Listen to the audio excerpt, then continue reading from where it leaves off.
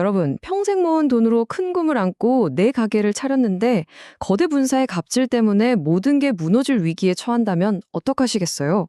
오늘 들려드릴 이야기는요, 바로 한 평범한 자영업자가 거대 프랜차이즈 본사와 벌인 실제 법적 다툼입니다. 갑질에 맞서서 결국엔 승리한 이 생생한 과정을 실제 판례를 통해 한번 속 시원하게 펼쳐보겠습니다. 이 이야기의 주인공 A씨. 평생 모은 퇴직금을 전부 털어서 우리 모두가 아는 그 유명 치킨 프랜차이즈의 사장님이 되셨습니다. 와, 드디어 나도 내 가게가 생겼다. 정말 그 설렘이 어땠을까요? 하지만 말이죠. 그 부푼 꿈이 차가운 현실의 벽에 부딪히는 데는 정말 오랜 시간이 걸리지 않았습니다. 가게 문을 열기도 전에 설렘은 순식간에 당혹감으로 바뀌어버렸죠. 첫 번째 문제는 바로 인테리어 공사였어요. A씨가 직접 발품 팔아서 더 저렴하고 실력 좋은 업체를 찾아왔는데도 본사에서는 무조건 자기들이 지정한 업체를 쓰라고 강요하는 겁니다. 뭐 예상하셨겠지만 비용은 시중가보다 훨씬 비쌌고요. 이게 당시 본사 담당자가 했던 말이라고 합니다. 딱 들어봐도 계약을 무기 삼아서 압박하는 거잖아요. 이 한마디에 A씨는 결국 울며 겨자 먹기로 훨씬 비싼 돈을 내고 공사를 할 수밖에 없었습니다. 시작부터 삐걱거리는 거죠. 자, 그렇게 어렵게 가게 문을 열긴 열었는데 본사의 불공정한 갑질은 이제부터가 진짜 시작이었습니다. 가게 운영 곳곳에 숨어있던 문제들이 하나 둘씩 수면 위로 떠오르기 시작했거든요. 두 번째 문제는 바로 요즘 정말 많이들 쓰시는 모바일 상품권, 바로 그 기프티콘이었습니다. 이걸로 주문이 늘어나는 건 참 좋은 일인데 나중에 정산서를 받아보니까 이게 점주들을 위한 깜짝 선물이 아니라 글쎄 깜짝 폭탄이었던 겁니다. 바로 이 숫자 10%입니다. 무려 10%요. 모바일 상품권으로 결제하면 이만큼의 높은 수수료가 발생하는데 본사는 여기서 단 1원도 부담하지 않고 전부 A씨 같은 가맹점주들에게 떠넘긴 거죠. 아니, 닭 튀기고 포장하고 배달비까지 제하고 나면 남는 것도 얼마 없는데 말이에요. A씨는 이런 부당한 일을 겪는 게 나 혼자만이 아니라는 걸 알게 됩니다. 혼자서는 이 거대한 본사를 상대할 수 없겠다. 이렇게 판단하고요. 다른 점주들과 힘을 합쳐서 함께 목소리를 내기로 결심합니다.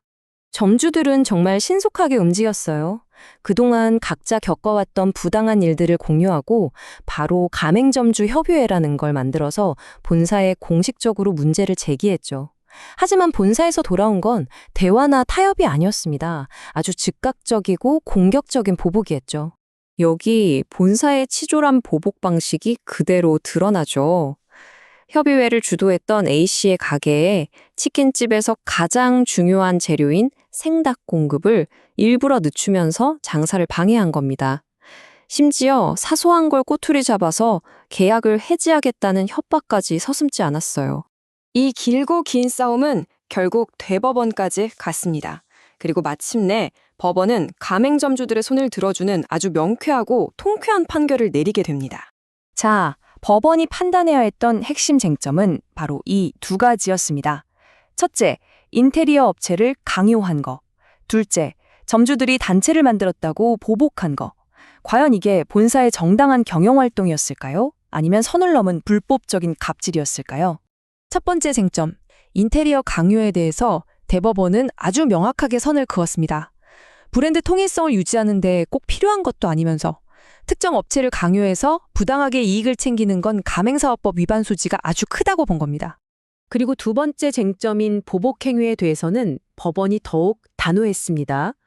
점주들이 단체를 만들어서 활동하는 건 법으로 보장된 정당한 권리인데 이걸 이유로 불이익을 주는 건 명백한 불법 행위라고 그냥 못을 박아버린 거죠. 여기서 정말 흥미로운 지점이 하나 나옵니다.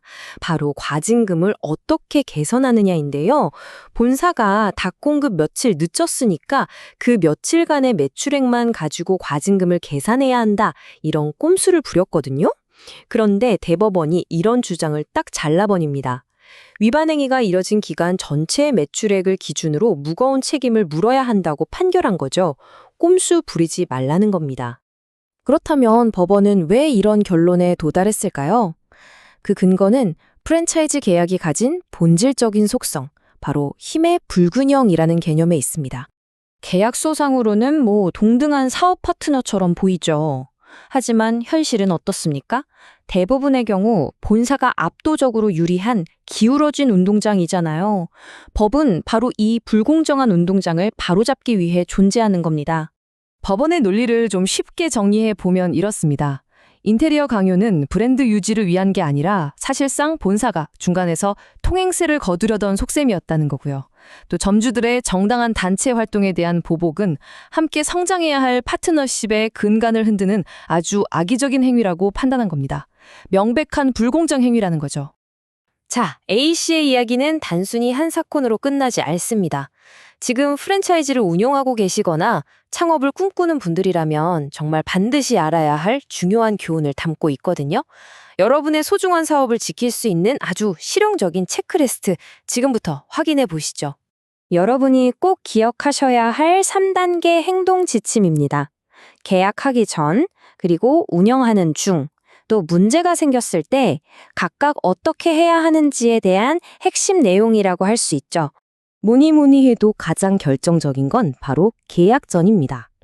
특히 본사가 지정한 업체를 무조건 이용해야 하는지, 또 그 과정에서 본사가 챙겨가는 이익은 얼마인지 이런 내용들이 정보 공개서에 다 나와 있거든요.